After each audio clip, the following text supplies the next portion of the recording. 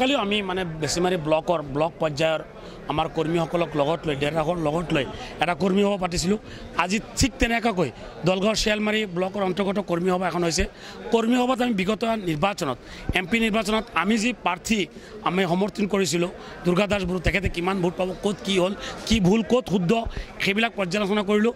পৰ্যালোচনা কৰাৰ পিছত এটা কথা আমি উপলব্ধি কৰিব পাৰিছোঁ বা আমি উপনীত হৈছোঁ যে নিশ্চিতভাৱে দলগাঁও সমষ্টিৰ পৰা আমি আশাব্যঞ্জক ভোট আমি পাইছোঁ আৰু আমাৰ কেণ্ডিডেট দুৰ্গা দাস বড়ো কম ভোটৰ ব্যৱধানত হ'লেও তেখেত জিকিব, এইটো নিশ্চিত হৈ গৈছে। কংগ্ৰেছে কেইখন আসন পাব ইতিমধ্যে আপোনাৰ সকলোৱে গম পায় যে কংগ্ৰেছে বৰ্তমানে শূন্যৰ ঘৰত গদা ঘূৰাই আছে। কংগ্ৰেছৰ CLP লিডাৰ দেৱব্ৰত শইকীয়া তেখেতে নিজেই আজি 2 দিনমান আগত কৈছে যে আমাৰ ফলাফল ইমান এটা ভাল নহ'ব। তেখেত জিকিলে ভাল পাম, কিন্তু জিকাৰ সম্ভাৱনা দেখা নাই। আগন্তুক পঞ্চায়ত নিৰ্বাচনত মুছলমান অধ্যুষিত অঞ্চলত একত্ৰিতভাৱে UDF-এ সকলো সিট পাব। আপুনি এটা কথা কওক, কংগ্ৰেছে এই কথাটো আজি নহয়, দল সৃষ্টিৰ পৰা আৰম্ভণিৰ পৰা 20 বছৰ আগৰ পৰা কৈ আছে যে UDF দল নাথাকে, UDF-ৰ বিধায়কসকল আহি কংগ্ৰেছত যোগদান কৰিব।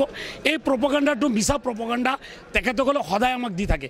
আৰু এইবাৰ কৈছে যে 4 জুনৰ পিছত কেইবাজনো 7জন বিধায়ক আহি যোগদান কৰিব কংগ্ৰেছ দলত। গোখাত মিছা কথা, কোনো বিধায়ক আমাৰ দলৰ পৰা কংগ্ৰেছত নাযায়।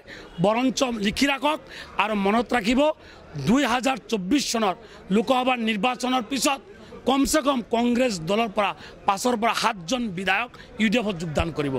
আৰু কংগ্ৰেছীসকলে যিটো ভাবি আছে যে তেখেতসকলে আপোনাৰ অসমত বহু ভাল ফলাফল কৰিব, 4 জুনৰ পিছত গম পাব যে এখনো সিট কংগ্ৰেছে অসমত নাপায়।